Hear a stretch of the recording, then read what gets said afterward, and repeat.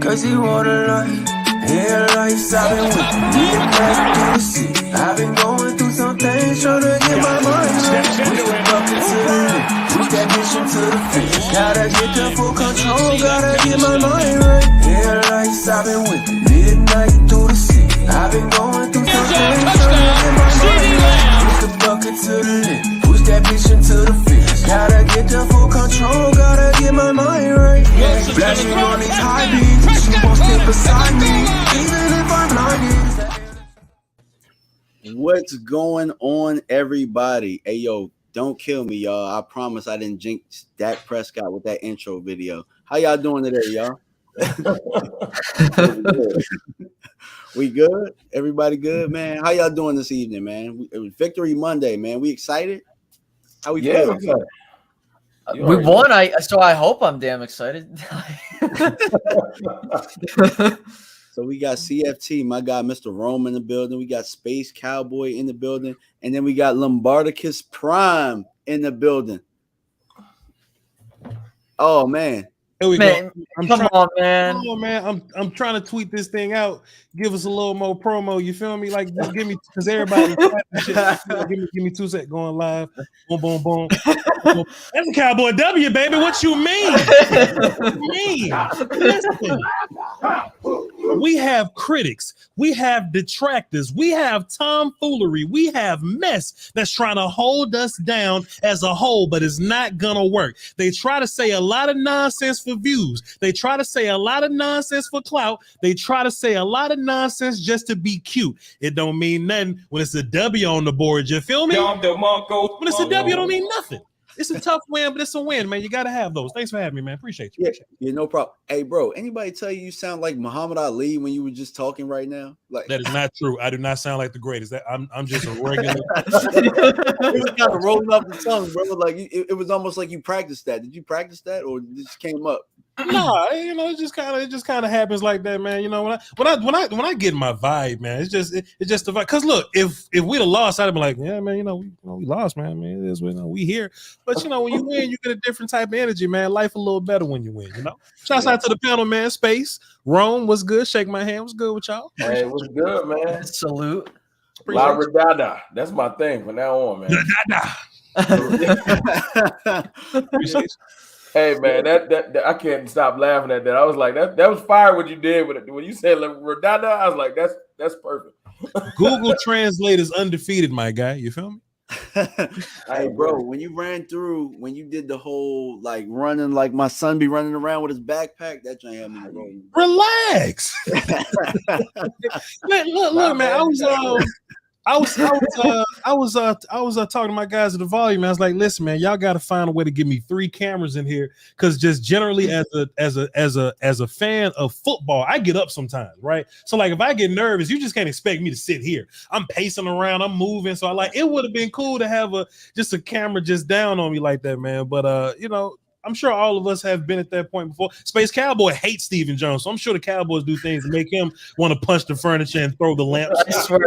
I swear to God, Stephen Jones watches me and he's like, listen, what is the best move I can do to piss this guy off? And then he does it, and like I'm just like, this motherfucker, I swear.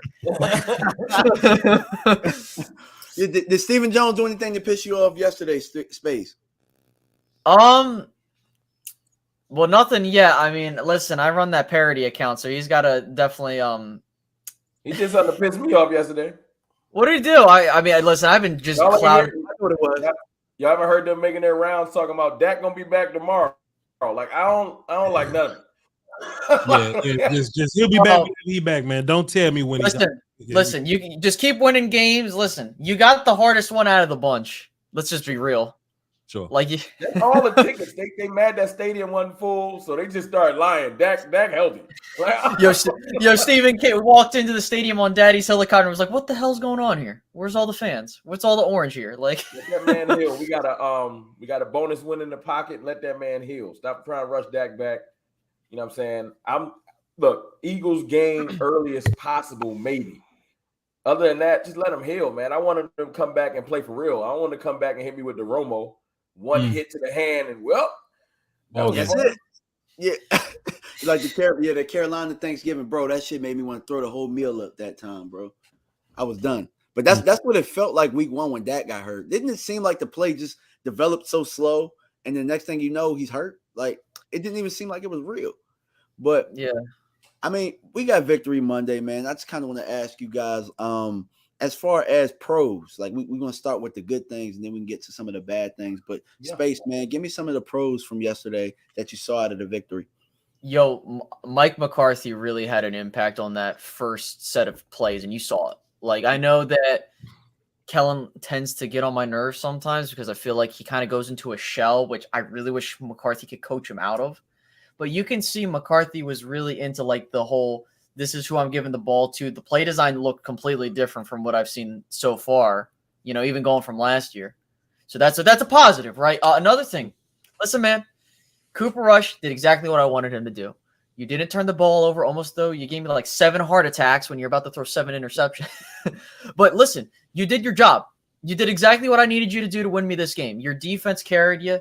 I got to give a huge shout out to Noah Brown. Listen, man, Noah Brown, he had a fantastic game, all things considered. And, you know, that kind of goes into the game plan. Like, you were attacking this defense a whole lot differently than what you did with Tampa Bay. And I don't know if I'm the only one on this panel, but I personally feel like if you did what you did against Cincinnati, you would have beaten Tampa Bay. I agree in a sense. Like, I just think offensively, just keeping things simple.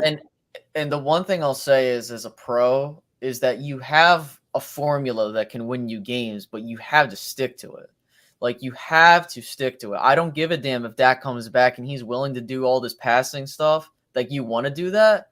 You have to stick with what works. And if you don't, that's a problem. You need an identity. I think the identity is this. You're going to get used to having these 20-17 types of scores. Listen, I don't give a shit. If you want to score 40 points, I could care less. But I think you need to kind of get ready for that until Gallup gets back, and then we see how this offense evolves.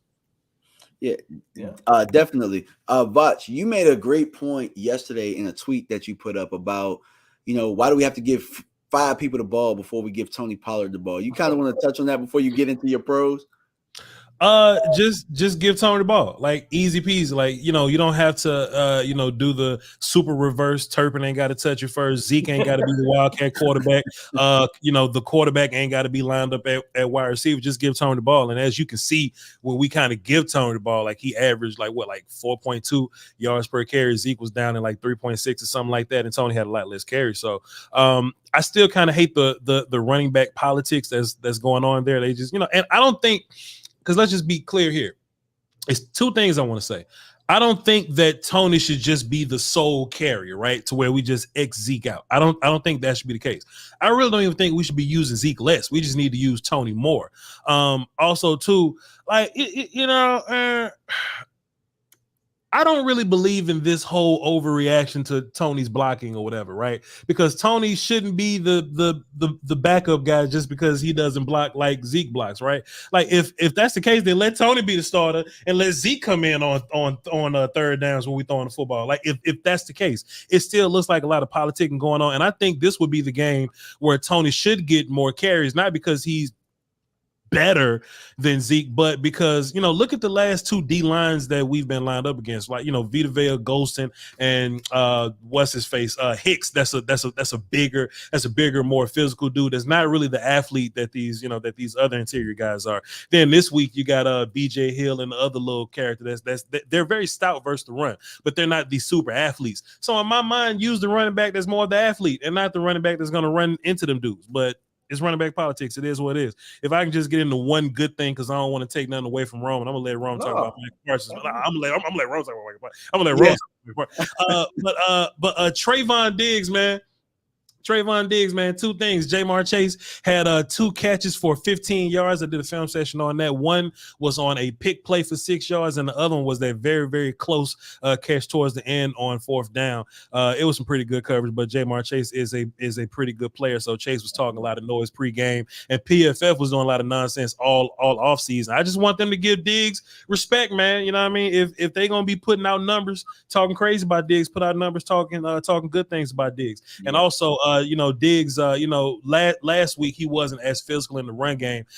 He didn't really want to tackle Fournette like that. It is what it is. But for him to have like the game-saving tackle, it was the tight end. It wasn't Sample, but it was like Hayden Hurst or something like that. The game-saving tackle out in the open. He had to come across the field and make the hit and laid out the tight end to get us the ball back on offense. Good game from Diggs. Yeah, he wanted that too. That's what I liked about it. He didn't I got to make the tackle. He wanted that tackle. That's what I like about it. To Vach's point, I want to just piggyback off him on the running back thing, man. I don't understand what the big deal is about. We can't just look at our running game as an amalgamation of 2 great running backs that have 2 different skill sets. Why can other teams really literally do the thunder lightning thing and it's not a big deal? It's not a controversy. It's not a no one was like, yo, man, Ingram or Kamara. Like, it was just like, yo, it's hard to stop them because they give you 2 different types of running, strategy or whatever like that.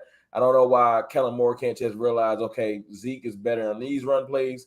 Tony Pollard's better on majority of the run plays just because he can stretch the field. He's better on the edge. Not that he can't run in the middle. It's just confusing to me why it's got to be one or the other, and it feels like that's how they coach it. It's one or the other. They don't look at it as like we got 2 assets, let's use them. That's what confuses me about the Pollard Zeke thing. We know that Zeke has his strengths at this point in his career, and Tony has his strengths, and we just don't seem like we try to emphasize them. We just say, all right, Tony, you get a couple plays after Zeke get his. And it just feels that. It's like, Tim Brown. Instead of being like, Tony is very capable of breaking, and Zeke is very capable of salting a game away. It's just weird that they don't understand that. I ain't even the best X and O's guy like that. So they just be lost. Like, wonder what should we do with Zeke? Use him for power. Yeah, I don't know. It's hard to figure out. But man, I'm going to say that and be that again. Oh, I hate it. Every time I get on a watch my Wi-Fi trip. It ain't me. Shit, it's Stephen Jones, man. You got the Stephen Jones Wi-Fi. There's only so much pie to go around, No, it's every time I get on a watch my Wi-Fi trip. Not me. Ain't mine. You on that hotspot, man. You on that mobile hotspot. You was doing just fine until you started talking. Yeah. Yo, but to piggyback what you're saying, bro, it's almost like what he say? Piggyback on what he say? Yeah, I mean, every time I get in with watch, my Wi-Fi start doing the robot. Now you fine though. You fine now. I did the mega show. I was in there like this, and ain't nobody tell me. I was talking for like 20 minutes. You good, Ron? You good, Ron? Start just say whatever you just said all over again. Say it. Just go ahead. Say it again. Say the whole thing over again. I'll say this really quick because I don't want to be robot guy. I'm gonna play my position. I'm gonna just say Michael Parsons is as advertised, and we probably have a top 3 player in NFL, not just defender. And I'll just leave it at that. Sure. Yeah, and I kind of want to piggyback on 2 things that you guys talked about. Vach talked about Trayvon Diggs. How about a hand for Anthony Brown, because he did equally as good on the other side of the football. He's not going to get a lot of credit. He probably lined up over Chase probably about the same, maybe even more than Trayvon Diggs did, and they tried to pick on him, and he wasn't having it. Right. And secondly, as far as the running backs go, man, it's almost like they feel like they have to one's in, one's out. It's weird to me because it's like they feel like they have to give them possessions, almost like it's a chore, instead of really just going with the flow of the game. So that was a little weird to me. But as far as good things go, I think that somebody said in the chat, our front seven played like men yesterday, and that's how we're gonna have to win football games. Shout out to Joe Gonzalez, and we got Mr. Anthony Dorsett Jr., who just joined the show. How you doing today, sir? I'm good, man. Sorry about that. I was having a little mic and camera issues or whatever on my phone, so I had to jump on something else. It's all good. My internet was tripping too, so it's. Hey, I'm gonna play my position. I'm gonna let y'all talk. But thanks for having me, and I'm sorry I'm late, guys. How's everybody doing? Pretty good. So I'm gonna let you segue in and just add your pros from the game yesterday that you saw. Cool. So, well, for me, initially what I saw was I saw a different team yesterday, more so than anything. That's the first thing that stood out was a totally different team. I would say on both sides of the ball, I think they played a little bit better than they did the week before. We still the Cowboys still dealing with those penalties. They're gonna have to correct that stuff. But as far as the way the defense played, the way the D-line played, and doing what they did with a backup quarterback. I mean, Rush came in yesterday, and the boy looked like he was a bona fide NFL starter for the most part of that game yesterday. And I was extremely surprised at how efficient they were, number one, and then just the way that it seemed like I'm not going to say they dumbed down the game plan, but it looked a lot simpler. They made things look a lot easier yesterday than they have been the past several weeks and a few years. So, and I came in hearing you guys talk about Michael Parsons. Y'all hit the nail dead on the head. If he's not in the top 5 defensive players this year, he could definitely be in the top 3.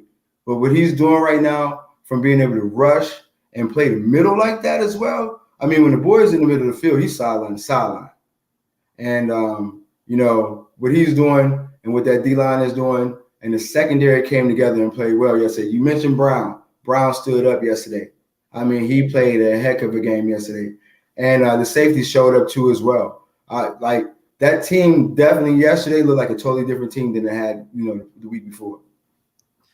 What do you attribute to it really being a different team? Do you think that Mike McCarthy took over some of the play calling and kind of helped Kellen a little bit, and that kind of set the tone because we had the ball first, or what?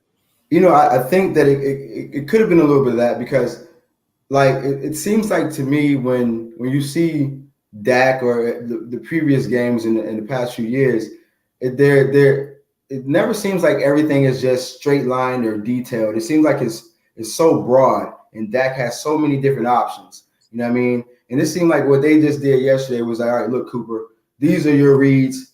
This is what the routes are going to be. And guys are getting to their spots. Tony Pollard is a beast.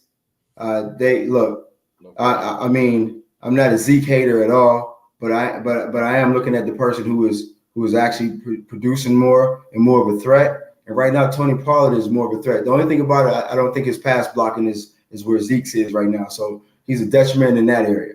But outside of that, out the backfield and him catching the ball out the backfield and being able to run the ball out the backfield, that boy is extremely explosive. But it was a little weird, though, because this week Tony was a little bit more on, whereas last week he wasn't really as on, and Zeke was kind of on.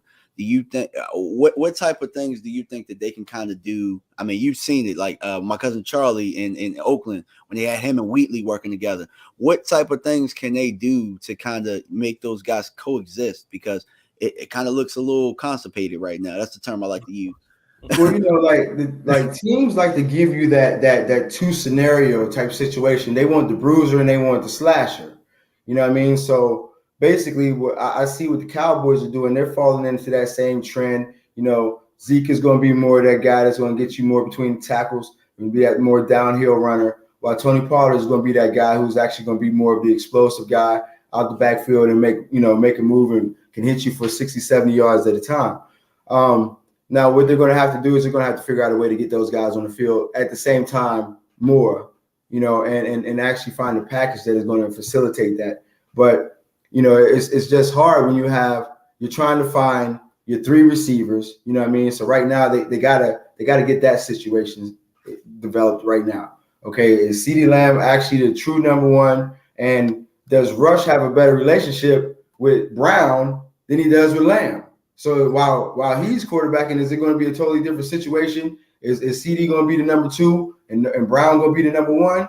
Or like, how is that whole thing going to work out? So, you know, I think they got a few things to answer and a few details to get straightened out. But as long as they're winning and being productive, you know, those wins will allow you to take your time and figure some things out. Now, if they get to a place where they start losing some games and those things haven't manifested themselves, then it's going to be the question is going to go back to Kellen Moore again. And is Mike McCarthy doing the right thing in that whole lineup that they did last year when things started to get shaky? Okay, so Vach, what are some of the things after watching this team 2 weeks in a row? We kind of, you know, got a gauge on some of the things they can do. Still not a whole gauge, but what are some of the things you'd like to see the team improve on? So it's kind of weird because you kind of got to know where you're at because, you know, week 1, Devin White came out and said, oh, we knew what they was doing. They did the same thing that they did last year. Right. So like in my mind, that's probably why we didn't have a leg up in that game. Plus we didn't execute, you know, like, and you got to execute, you got to catch the ball. You got to block, you got to hit the right hole. You got to tackle. We didn't do that very well week 1. Plus penalties, man, penalties will really kill you. And like drive killers and things. Drive killers almost got us in this game. Dalton Schultz had the fumble, almost got us up out of here. Yeah. And then on the punt return, defense got off the field. They was off the field, but I think it was Devin Harper that No, it was Barr. It was who that? Anthony Barr and Donovan Wilson. It was one of them jumped off sides, and then Cincinnati got the ball right back again. So I just think you could the late hit on Burrow. My fault. That's what I was talking about. That'll do it too. So that's 3. So like you just got to play cleaner football. Like if you're gonna be at a talent deficit or whatever, you just can't play loosely, man. You know, when you have all the talent in the world, then you can play free. Then you can kind of make a mistake. But damn, it's NFL. You can't make a mistake even when you got all the guys, you know. So especially when you missing guys, when Gallup is out, when Tyron Smith is out, Jason Peters ain't back yet. You know what I mean? Washington isn't here right now. You got to play as clean as you possibly can, especially if Cooper Rush is going to be the guy. Back to the running back conversation. We keep coming back to this. I think a running back's best friend is a rhythm. And it seems like they let Zeke get a rhythm, but they never let Tony get a rhythm, right? Nope. Tony kind of goes in for his 2 plays. Yeah, Tony get going, but Zeke get nervous, right? Put me back in. And Zeke, and look, just my opinion. This ain't nothing documented. This is just Vach's opinion. I think Zeke has more. I don't want to say clout because all the young kids say clout. I think Zeke has a little more of an iron fist in his organs in this team than Mike McCarthy does, right? If Tony's going, you know, getting busy, Zeke can tap on the shoulder and say, "Yo, coach, I'm good. Put me back in," and Zeke will go right back in. So Tony never really gets his rhythm. I would love for Tony to just get more than 2 plays or just more than 3 plays. Or if Zeke's on the field, they go, "Oh, now we got to get Tony involved," but Zeke's at running back, so let's do something that doesn't work, like put Zeke at wide receiver because Zeke ain't the pass catcher that he was when he came out of Ohio State. Or let's do a double, triple jet sweep pass with Turpin and give the ball to Tony. Just put Tony back. So just less is more. Less is more with these guys. So if we gonna get better, we just got to do that. Gotcha. Space. What are some of the things you'd like to see the Cowboys work on? They have to learn how to close games better. You know, I get it. This is one game, but like when you have a team like the Giants upcoming, I know people go, it's just the Giants. Listen, you have a team in the Giants that won 2 close games, you know, and it was primarily, you know, some of these teams just let these teams linger, and then eventually one's going to pull away. You nearly had this happen again here against Cincinnati, but it had to deal with the fact that offensively you went stale. And it really felt like you were trying to play to not lose than to win. And I felt like if you got like maybe one more touchdown, you would have knocked Cincinnati out. So I am very much so worried that you like I tell you all the time, Kelmore goes into a shell whenever like he kind of feels like, okay, we're good. Let's just not try to do something stupid. But then you had moments where, you know, Cooper Rush nearly throws like, well, I think there was like a count of 4 or 5 plays where he nearly threw an interception. And that could have cost you the game there. And, you know, that kind of bothers me going into this next game because, you know, sometimes you're not going to get that lucky again. I would say another thing is penalties. I know Vach mentioned it, but look, you had 5 penalties in total, 3 of which resulted in first downs, and I think 2 of which resulted in 6 points, if I remember correctly. So that's a problem. You can't be doing that because now you're giving teams chances to get points, second chances to score on touchdown drives, and all this other stuff. That's a big problem too. Now, granted, you had less penalties than Cincinnati, but still, that's no excuse for giving up these first downs. Like, this is play cleaner football. And then finally, I would say that these running schemes sometimes really confuse me. Like, there was one play, and I get it. I think it was like Schultz whiffed the block. But I'm like, why is Zeke doing this run play when Tony's well more equipped for that? And I get it. You're trying to, like, make it all you're not trying to be obvious. But you need to be more careful with how you run in this ball, especially in the later stages of games, because you're trying to take this time away, but you're trying to do it efficiently too, not this like, oh, we're just running the ball for the sake of running the football. You need to run it efficiently. So that's my big thing. When it was in the shotgun space? Yeah. It was right after they completed that play action pass to CD down the field. It immediately sucked all the momentum out of that drive. It was just like, what the hell? The goddamn toss to Zeke, man. Listen, man, Zeke is a north and south back. Why are we lining up in the shotgun, Zeke on play side and tossing it to him? Who do you think you are, sir? Relax, Kellen and them. Get out of here, man. Do what works. Yeah, Anthony, what do you think? What do you think the Cowboys need to work on, or you'd like to see them work on to get better from the 2 games?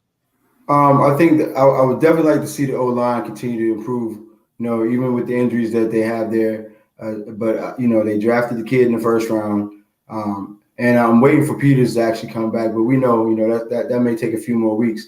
But I want to see the offensive line continue to improve. I want to see CD actually bone up and be a number 1 if we're going to have a number 1 receiver. And he's going to have to separate himself from the guys. And right now, I just don't see the separation. I would love to see the defense continue to do what they're doing. You know what I mean? It's just everything that they're doing is great. But like we mentioned before, once the Cowboys get some cohesiveness in the backfield, and, I understand the whole rhythm thing, just like what you mentioned. Zeke has always been one of those backs that typically got stronger as the game went on. You give him 20 carries a game. He got that old school in him. The more carries you get, the more he's going to start to wear you down and everything else like that. But if they can honestly come up with a package, and sometimes either one of them going to have to play a little fullback. They can go 2 backs. They can bring them in. They can go, some type of different formations where they got Pollard out, motioning back in. I think that. See, my thing with Kellen is a trick play dude more so than anything to me. He'll come up with some type of gimmick, but he has those few gimmicks throughout the course of the game, and everything else is kind of vanilla. You know what I mean? He seems a little bit like Jason Garrett Jr., just with a couple trick plays sometimes to me. You know what I mean? So I think that once they actually figure out a way to expand that playbook and stop being so predictable with certain things sometimes, I think that's going to be a little bit better for him too as well. He's going to have to open up that playbook and get a little bit more creative. Now, just in my personal opinion, on that note, just a way to get tricky, but not too tricky, but to keep it fundamental football, and it ain't too cute, but it kind of works for both guys. I've seen Colorado do this with what's his face when he played wide receiver and running back. I've seen San Francisco do this with Debo. He plays wide receiver, running back also. I'm not saying do this, but if you can put Tony Pollard at quarterback and let him run read option with Zeke. Now, that ain't cute. That ain't like a whole bunch of reversing. That is simple. Read the end. You either give it or you keep it. It's never going to happen. But it happens in every other team that got this wide receiver / running back type dude. You know what I mean? And it may make you predictable for a minute, but this National Football League, they're predicting 60% of what you're doing anyway. Put Tony Pollard at quarterback, let that man run the read option with Zeke. That ain't cute at all. And one thing about it, when you got that situation, just like what you're talking about, it might be predictable, but they still got to stop it. And and that's one thing about it. Trying to stop both of those dudes or try to figure out which one you're going to have to stop. People making business decisions when they tackle Zeke still, because he's still falling forward majority of the time. And Tony Pollard, the kid can hit you from any point of the field and break a long run or anything else like that. So he's extremely dangerous, like I said earlier. Yeah, so I have a question for you as far as because I talked about this with Dale a little bit, but I also saw this too with Cooper Rush, like you said earlier. They simplified it, not so many option routes. as a defender, a former defensive back, like, can you kind of talk about like I guess the differences in covering too many option routes opposed to, I guess, concepts in the passing game? Well, with option route, the receiver is basically just trying to play off of your leverage. Whatever you show him, he's going to try to play opposite that. You know what I mean? So as a DB, like if you're playing some type of technique where you're showing one thing, you could honestly take the opposite away. Like if I'm lining up inside and I know that from me lining up inside that I'm going to jump outside to show him something different immediately, that's one thing about it. But when you have those route combinations, it's harder to actually play it's harder to play an option route than it is to play route combinations. Route combinations get predictable. Once you see that first route, you pretty much know how the routes are going to predict themselves after that. They're going to come in layers. You know what I mean? But when you're dealing with an option route, and if you have a receiver, like, Coop got busy the other day in Cleveland. You know what I mean? And that was one thing about Coop. He would disappear, but the threat of him in any route was always a difficult thing for people to have to cover and deal with. So, but option routes take a little bit longer from time to time. Like if you're playing off the leverage of a DB, you got to get him to turn those hips, or you got to get him to get into that space where you can actually manipulate that option. You know what I mean? So those things sometimes can hold up a quarterback's read, especially if he's sitting there waiting for you to. I was kind of getting at. I was kind of getting at that. Because that kind of seems like that's how he was in week one. And oftentimes against some of the better defensive teams, we kind of see Dak kind of sit there and pat. Do you think it has to do with the fact that we have multiple people running the option routes like McCarthy said? Or do you think it's more so like he's just, his clock might be a little slow? Nah, bro. I think like when we saw Dak his first year, wasn't nothing slow about the clock. Absolutely. You know what I mean? And the year after that, I think that what has progressed is just that the options have changed. You know what I'm saying? And if you got too many options, you know what I mean, that can become a predicament. And so I think that, you got to be able to do a little bit of both. You got to have those guys where you're going to have your route combinations. You're going to have some things that are going to be literally like basic route tree formations, basic route tree combinations and things like that. Your outside vertical stretches. You got your curl flat routes. Just different things that go together, to make it a little bit easier and know where the timing is going to get. And that's going to help him with his timing a lot more. Gotcha. So that's kind of segues into my next question, because as they're making things a little bit more simpler for Cooper Rush, and we got in the rhythm a little bit yesterday, I'm going to, defer to Rome on this one. So if we can continue to win games and we win them, I guess, or we get on the roll, but we're winning games like it happened yesterday. Are you continuing to go with Cooper Rush, or are you bringing Dak back when he's healthy? First of all, can y'all hear me? Yeah. You good, Let's bro. get straight to the business before I say anything. All right, cool. I'm gonna be quick. No, that's not a question. I don't even know why you said that.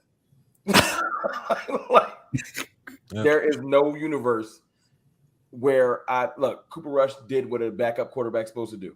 I know the backup quarterback's everybody's favorite player on a team because the starting quarterback is in the spotlight, and when they mess up, it's highlighted. And when a backup quarterback does something halfway decent, it gets elevated. But Cooper Rush tried to throw that game away about 4 times yesterday. I know y'all seen it, and he just didn't accomplish his goal. Yep. It wasn't his fault because he Cooper Rush, and I don't expect him to go out there and be Patrick Mahomes. Also, to your point, though, I don't expect Dak Prescott to be Patrick Mahomes. We need to have a game strategy. And too many times they just go out there and be like, Dak, figure it out. And that's not fair. Dak should have a point. They should have a point of view going to a game. They should have a legitimate strategy. They should have a point of view of how we're going to run the ball during the game. We should have a point of view of I've heard Kyle Shanahan say, hey, we need to get to this many carries. I don't even care how we get there, because he has a point of view in his game strategy. And Kellen Moore just be freestyling. The only reason we got that many carries this week is because Mike McCarthy threw some shots at him. Even though they tried to retract it later, Kellen Moore said, okay, y'all want me to run the ball? And he went out there and forcefully ran the ball. Now, I hope he was paying attention. Oh, that actually worked. Yeah, you should probably run the ball when your starting quarterback is hurt. It's not rocket science. So I would love for them to continue to balance. And then when Dak gets back, don't be like, you know what? All right, let's open this play. Let's 40 times a game. No. Dak isn't in the I'll be short with this. Dak isn't in the you need him to throw 20 to 25 times a game. He's not that quarterback anymore. That was early. He also isn't 40 to 45 times. You got to find a balance. Dak can throw the ball 30 times. It just don't need to be 39. Yeah. You know what I'm saying? Because you need balance. As you guys have all stated in this stream, get the ball in your playmakers' hands. It's not that difficult. Whether it's if it's short passes, if it's like Vach has been saying, hand the ball to Tony, stop playing around. You know what I'm saying? But stop trying to think. I know y'all want to validate yourselves, and I love Dak. I argue about Dak all day on Twitter. But it ain't about validation no more. It's about results. I don't care if we win the game 23-17. I don't care anymore. Dak has showed me if he really puts his heart to it, he can get the stats. I don't care about the stats. I've seen you do it. I want y'all to go out there and whatever the game strategy is, I don't care if it's like, you know what? They can't stop Zeke up the middle wall. Then run until they stop it. And if Tony got the hot hand, run them till they stop it. Yep. Like, I don't understand why it's like, yo, Tony looking good. Put Zeke in. Yeah. Like, you know what I'm saying? 100 million. It's literally like that, bro. Yeah. Vach made a point earlier about Zeke having a heavy hand in the organization. I think that was validated last year by the fact that he was clearly injured, and his voice did not allow him to get pulled off the field because of his pride. He should have came off the field and healed up. But he did not want Tony to have 6 weeks of just Tony and people be like, yo, what we need Zeke for? That was foolish pride. Now, Rome. Now, Rome, watch this deeper Illuminati theory. Was it pride or was it that Zeke had to get 1,000 yards to get his roster bonus? No. So let me give y'all the insides of the locker room and how that situation works out. Okay, so now, well, we already know that Zeke got that $100 million contract. So right now they're gonna try to get their money worth out of him. But typically, as a starter in the league, you know, and even if you have a backup, they want that starter out there. They're going to tell you that they want you to roll. They're going to tell you that and like what you said earlier, to the player's benefit or to not to his benefit, you got to make that decision to be wise enough to say, okay, I hear what y'all saying. Y'all want me out there, but is my play well enough to keep me out there and not make me look bad and not make the team look bad?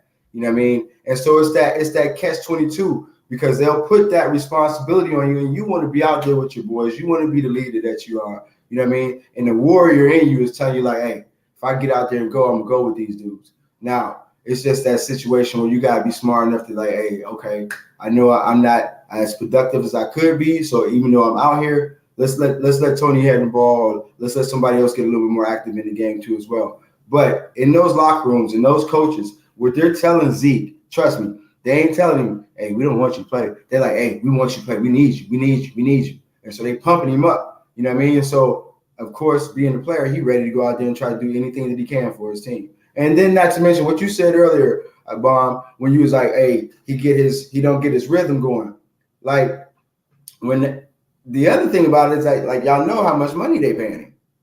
So I mentioned that earlier. So like that is also going to like predicate certain things going into the game and how many carries he's going to get and everything else like that. Now, if there's something about a bonus or whatever the case may be incentive-wise, you know, that I don't know the ins and outs of the contract, but I do know typically, you know, and like what you said with Dak, when Dak comes back, are they going to keep Cooper? Nah, man, Dak got $100 million too.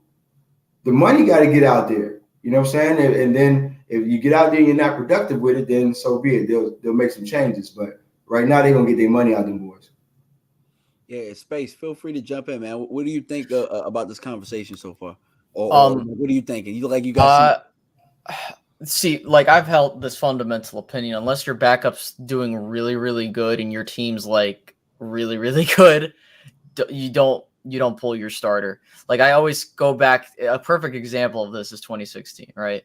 I don't care what people thought about Dak back then. I don't care about the point being is, listen, if your team is playing that well, but key thing is that the quarterback is playing well, very well, then you kind of have that decision. But the problem too is that with and kind of going with the scenario we're in now, because we're here today, Cooper isn't playing like that. Like, he is not playing at that same level where you're like, okay, we can make an argument. If you're trying to make an argument that Cooper Rush should stay in long term past the time period that I'm not hoping Dak gets rushed back from, but I know they will, that's a dumb opinion in my opinion. Because they out there. They exist. Yeah, I know, unfortunately, but it's just like, it's not like I'm watching Cooper Rush throw 5 touchdowns or 3. I'm not saying like a ridiculous thing, but it's not like the offense played so phenomenally well where I'm like, you know what I mean? Where you're second guessing yourself. But listen, I understand that Dak had that really, really piss poor game week 1, but there was a lot of things that went bad there. And that's no excuse to him. That's just the honest to God truth. Everything looked bad. And so if it's like, you're not doing these same things, because it's like, this is what irks me so much, is you get a backup in and you make the offense way more efficient because you're simplifying it so that it's not as complicated. And then you put a guy like Dak in, it's like, you're like, okay, like there's an arrogance with Kellen Moore where he's like, okay, I know I got this guy back here. Let me just sling it around and do this, that, and a third. And that has been my biggest concern with Kellen Moore, is that there's this arrogance where I can call these plays because I have this quarterback. And no, you shouldn't do that. Look at all these other offensive coordinators and head coaches. They're making things as either simple as possible, or even if they're more complicated, they're at least making plays work. And it's that I'm hoping is something that, Mike McCarthy holds Kellen Moore's hand, because that's something I've been big on.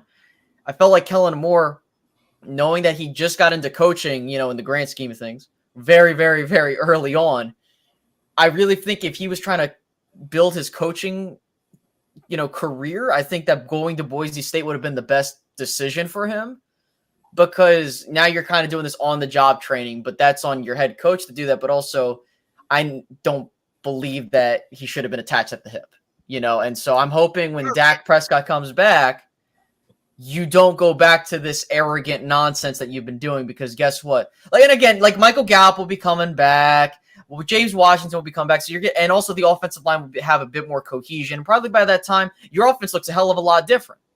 But that's not an excuse to do the play calling the way you should be doing it. You know what I mean? So that's how I'm feeling. Yeah, Botch, I have an X's and O's question for you, because we kind of talked about the offense. He just kind of brought up the offensive line. I was kind of thinking about it. I watch other teams. We watch this game tonight, and they make certain plays just look easy, like screens and things of that nature, where your linemen have to get out in space. What is it about this line that we're not able to do that type of stuff? Because we used to be able to do it, but is it, Frederick not being, is it Biotish not being able to get out, or like, what do you think? Well, if it's like the offensive line doing their job simpler, then that's on Kellen also.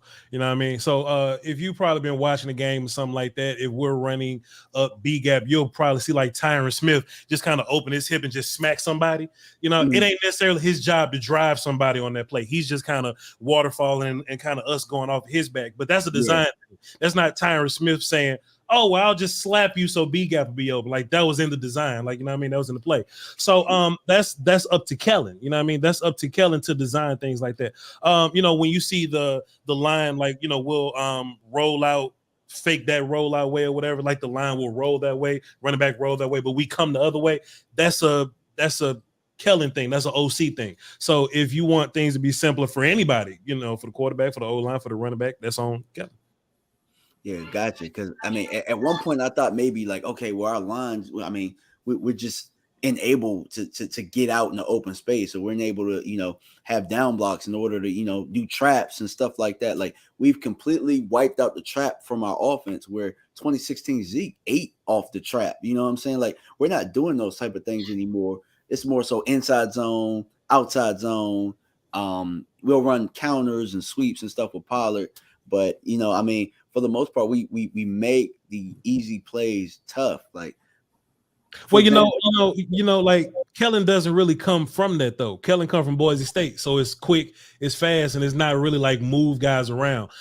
Plus, like, personnel has a lot to do with it too. Like, I'm not trying to pull guys that can't move, or I'm not trying to, have try backs if my guys can't pass it or whatever. So it's a lot that goes into it or whatever. But I think if you want more physical stuff, and to be fair, I think if we have a Jason Peters left tackle, Tyler Smith right left guard line, I think it's going to be a lot more physical stuff going on because that line just gets more physical by design. I know a lot of people like Fournier. Fournier he's your third left guard. I just watched the film. He's playing like your third left guard. You know what I mean? And Tyler Smith, let me just clear this up also because I watched the film. Let me just put a little context on this. He's playing really well for what we expected. Right, to not have played any tackle in the preseason, for him to have projected to be a guard, for us to not expect him to do very much, and for him to line up against two gangsters like Shaq Barrett and Hendrickson or whatever, right? Yeah. Tyler's doing fine. Tyler's not doing amazing. Jason Peters at this point is a better left tackle than Tyler Smith. However, Tyler Smith is a much better left guard than Matt Fournier right now. I think Tyler Smith can be a Pro Bowl left guard right now, and I'm not exaggerating. Vash is the O-line guy. Please just trust me on that. So if you just insert Jason Peters, you get better at two spots on your offensive line, and your O-line get a little better. You can do more shit. Also, Terrence Steele playing way better than Leo Collins, by the way. So just another thing. Just want to put that out there. Definitely. So. You would, because I was going to ask you this question. So to confirm it, if it's up to you, you're putting Tyler Smith at left guard and Peters at left tackle. Yes, 100%. And you know what Tyler Smith has shown me is, hey, in the future, if we got to put Tyler Smith at left tackle, he's an NFL player at left tackle. But if you want to maximize your results, I want that dude fighting in the phone booth because that's what he's really good at. Even if you watch him at left tackle, like he's best at the quick stuff, at the power stuff, at the movement stuff, at the maul you fight in the phone booth type stuff. Mm-hmm. He's solid at the spacing, timing, technique, chess match type. He's solid at that because he's naturally strong. You was talking about the old offensive line. The old offensive line had 5 dudes that was just naturally strong. I think that has a lot to do with it. From Tyron to Doug Free. You say what you want about Doug Free. Doug Free ass wasn't perfect, but his ass was strong. You know what I mean? And there was this point in Cowboy Nation the past couple years. If you look at the offensive line, we just simply weren't powerful. Tyron Smith would get hurt, so now your line will look like Cam Fleming, Connor Williams, Tyler Biadasz, right? You know what I mean? And Tyler's gotten a little better now. So I just think if you just simply insert Jason Peters at left tackle, your offensive line gets a lot more physical. And then we can do some traps and some interior combo type stuff. You know what I'm saying? Yeah. What you think, Rome? You moving them back to left guard? No, I'm with Vach. I'm best 5 guy. Yeah, me too. You do not keep Jason Peters on the sideline out of foolish pride of trying to validate your first round pick. Yeah. No, you put him on the field. That's why you went and got him. Exactly. Question is, if Jason Peters is good and Tyler Smith is Pro Bowl left guard, Tyler Smith, just assuming, right? We just having fun. What you do when Tyron Smith get back? I just want to say, just you know what I'm saying, before I let y'all just answer that, I'm ready to move on from Tyler Smith, from Tyron Smith. I think it's been a great career, Hall of Famer. Give him a jacket, but you got to tailor it because he's big as hell, but you can't count on him. You know what I'm saying? You simply can't, like, he stepped on grass and he's out for 10 weeks. You know what I mean? And I don't think that's a guy that you can just continuously just count on like that. You know what I mean? So what do y'all do when Tyron Smith get back? I'm with you. He got to sit, dog. You got to sit here and watch this, especially if we're on the roll. You know what I'm saying? Like, you got to sit and watch. I'm ready to move on. I'm even ready to move. I mean, if we don't even bring Jason Peters back, I'm ready to move on and have Young Boy play the left tackle, and then maybe we're looking and bringing in the guard. I'll let anybody else jump in. But that's my biggest plan, and I've told. I know me and Vach had the conversation. I think I want to say a year ago, like before the 2020 draft. With Slater and stuff. I get it. Not saying they're the same player, but like the plan. I'm saying the plan itself. Like, okay, you play this guy at guard, so you have your guard on lock. But then when Tyron Smith does Tyron Smith things, you throw him out there, and then that's your long-term plan, right? And I felt like that's the same thing that I think the Cowboys are road mapping, because I know I was very skeptical on the Tyler Smith pick, and it's primarily because of the value. I'm really looking for knowing how other teams are perceiving him, what can you do? But listen, you got a good player there, and I think that knowing what he did at guard in the preseason, I get it's preseason, but I think this guy can be, like Vach said, a Pro Bowl left guard. And I think that if that's the case, I'm okay with going and drafting a left tackle in the next draft. But hey, if your plan is I'm moving Tyler Smith to left tackle, I'm fine with that too. Because I think that for how young this guy is, what is he? He just turned 21. he's got plenty of time to grow. Now, I hope it's not Joe Philbin doing it because I freaking hate Joe Philbin. Throw him off a bridge. But but on some real stuff, I think that he has a very good set of teachers there. Tyron Smith's been there, done that. Jason Peters has been there and done that. And I think that for him, you have to make that decision. And I don't care what happens. You have to make that decision after this year. You need to either say, okay, I'm playing Tyler Smith as my left tackle going forward. I'm sorry, Tyron, you got to go, or you just hang it up. Or, hey, you know what? I'm going to play him as my left guard. I'll go get another left tackle. But that's the thing. It's hard to get a tackle. Hard to get a left tackle. So you kind of have to make that tough decision in the offseason. Yeah. AD, you have any thoughts on it?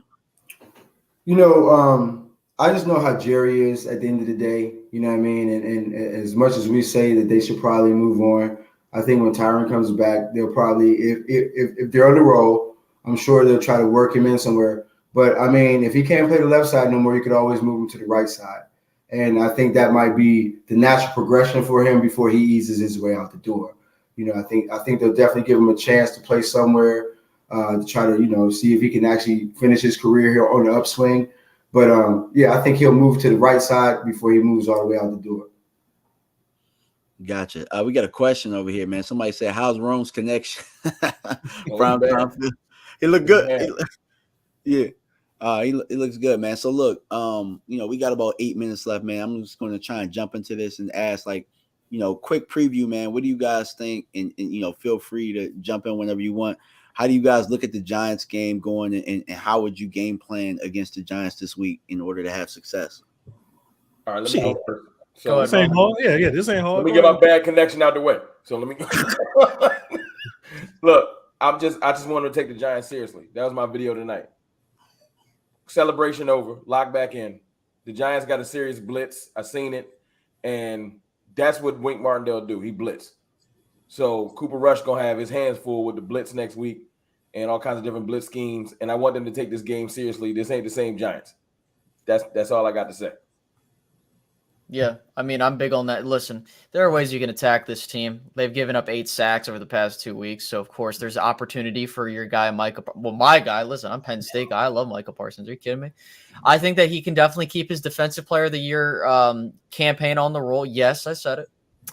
And the thing is that this isn't going to be easy. And this is something, like I said earlier, you can't do what you did in the Cincinnati game and let the team linger, because you will have this team bite you in the ass when you do something like that. The Giants have flipped the script this year because Brian Daboll has been fantastic with getting these guys to close out these games. You can't screw around in this game. Now, here's the big thing too. Daniel Jones doesn't scare me. He had a really solid first game. This other game, he was okay. Saquon, he's okay. He's good. Well, good, I would say. I think that you have opportunity to really get the Giants here. I think that for them being 2-0, that's fantastic. But they're not like a 2-0 where I'm looking at them, I'm like, damn, they're really good. This is kind of like, okay, you won 2 close games and you happen to be 2-0. But I'm not saying this to take them lightly. I think that I want to make that emphatically clear. You still have a backup quarterback. You still know the situation on offense. If you can do something to put the Giants away early, fantastic. But guess what? If you win this game, you have more of an opportunity to rest your guys. If you lose, I don't care. Keep resting your guys. But you win this key division game, you back pocket that for later down the road. Same thing with Washington. So just win this game. You're in good shape. If you lose, that's okay, because guess what? This is the toughest part of the schedule, ladies and gentlemen, this first opening half of the season. You get through this knowing with Dak Prescott's injury and knowing the stuff you got on offense, I think you're in pretty good shape. I agree. Yeah, I think just like Rome and Space said, like if they come out of this situation, they take the Giants serious. And one thing about the Giants, last year, those 2 close games, they probably wouldn't have won. So this year, with them actually figuring out ways to win, you got to say that goes a long way for a team. You know what I mean? Mm-hmm. And with them figuring that out these past 2 weeks, regardless if Danny hasn't played good, and Saquon had a bomb first week. I think yesterday he had almost 80 yards or something like that. But he's still always a threat for a big play as well. But I agree. You know, they can't take this lightly at all. This game counts for 2. So anytime you got a division game, you got to definitely try to go out there. You got to make that happen. You know, so what you said earlier, Space, was right. You get this one, you hold it, you hang your hat on it. Later on, you know, you ain't playing for a tie break. You're playing for the win of this thing. So that's the best thing about this right now. The Cowboys definitely got to go out, get this game, get this divisional game, and keep them rolling. Sure, y'all said it. You know, y'all don't need me to harp on this too long. Like, we're the better team. As long as we don't go out there and stink it up. As long as we don't shoot ourselves in the foot. As long as we ain't full of drive killers. As long as we ain't, you know what I mean, penalties all up the wazoo. Take care of business. You go out there, run the football, execute. You block, catch the football. On the other side, make Daniel Jones throw the football. If you make Daniel Jones throw the football, it's a wrap. You just played 2 teams better than you just played 2 teams better than this football team. You know what I mean? Anything can happen in the league because they all pros, man. But you know, if you take care of business, you are the better team. You should be victorious. We shouldn't think about this too much. And real quick, I just wanted to say this just for people, for the optimism crowd. You got the hardest game out of your way with the Bengals. Now, again, people will be giving the Bengals excuses, and that's fine. Hey, listen, keep the energy. Yeah. But just because that's the case, that doesn't mean you take this game lightly. But that's some good stuff and good notes right there. Hey, you had a really tough offensive matchup for you right here. But guess what? You got past that. You got to win. Now you have 2 wishy-washy. Because at first, I know people were talking about the Commanders. Like, oh, my God, like, look what's going on here. But Commanders are in the same realm of the Giants for me. You know, they got to still kind of prove it. Yeah, same thing with Dallas. They still got to prove it. But let's just be honest. You got a nice little road ahead of you. It's just a matter of, can you capitalize? I agree. Gotcha. Hey, Voch, man, can I get a war call from Maher, man? Shit, we ain't doing nothing. Come on. I love my button. What you mean? Yeah, because look, I'm not gonna lie. I was one of the people that was skeptical of that signing, but he's been pretty huge for us right now. He's been coming in, making his kicks. Yesterday, he made 2. I guess really game-changing kicks in my mind. So, yeah, he's definitely been on point. And before we get out of here, man, there's one thing that I wanted to talk about. You got the hat on tonight. My guy Anthony Dorsett Jr. has the Hemp for Pros, the Pro Ad. I got on some of the swag tonight. You know what I'm saying? Yeah. You want to talk about it real quick, man, before we head on out, man? Shouts out to Dick. Yeah. So, talk about the products or the swag. Which one? I mean, shoot, the products and the swag, man. Whatever you got, bro. Well, you know, I'm telling everybody, you know, if you've never used CBD or if you've never used any hemp products at all, definitely take a look at them. I've been using CBD since, like I said, about like 2015, if not sooner. We got a great line of products. If you got anything for topical needs, if you're out there working out, get a little sore, we got some good topicals for you. You know, then I like all the products. I actually use the skincare products as well. I use the collagen. I use the tinctures, you know, and I just recommend any of them. If you have issues sleeping, try that chocolate peppermint sleep tincture, man. So, but check us out, hereforpros.com. You see my little thing going down there. You use my discount code Dorsett33. You get a 20% discount on your products. You know, try out those gummies too. If you like gummies, we got some awesome gummies, some regular CBD and some full spectrum gummies. They'll work for you. Yeah, got you, man. And feel free, man. All y'all can plug y'all channels for the most part. I mean, all y'all got bigger channels than me anyway, but plug your channels anyway, man. Hey, man, I'll go because, you know, the internet might jump out on me. But look, it's Cowboys Fan Talk on YouTube, Cowboys_Fan Talk on Twitter. Appreciate you bringing me on, DMV, and I love rocking with you guys. You know, we always on Twitter talking it up, chopping it up. You know what I'm saying? And, you know what I'm saying? I just want the team to stay focused, man. I don't need them to be like, we made it at the one game. Fact. You know what I'm saying? We had a good game. Now it's time to build on that foundation. We still got a lot of work to do. Do me a favor, send me everybody's like Twitter feeds and stuff like that so I can start following these dudes and keeping up with them. Yeah, definitely. I got you. If you want to follow me, my Twitter handle is right down here at Space Cowboy MED. You can follow me on YouTube at Space Cowboy Media. Do your due diligence, as good old Stephen Jones says. Follow my channel, or please. I always say you do yourself a disservice, or everyone says, "Oh, you do a disservice not following the channel." So definitely, don't get Stephen Jones upset. Do your due diligence. So. Space Cowboy go smack the shit out of Stephen Jones one day, man. You upset? Listen. I would pay my entire life savings if I could punch that motherfucker straight in the mouth for all the shit he does. How you gonna do? You gonna need for bail, goddamn it. You better. You gonna punch Steven in the mouth? Dude, this motherfucker says the same shit every goddamn interview, and You got to it pisses round me up off. now. You got space round. No, it's not the fact that he does it. It's the fact that how it's like, oh my god, he does it every single time. Oh man. Well, look, there's one guy who had the closest shot at doing that, and you know, Mr. AD almost he had a shot at it. Space would have told you to do it. Hey, look, it would have been me and my dad fighting Steven and his dad in that elevator, boy. That shit would be crazy. Oh man.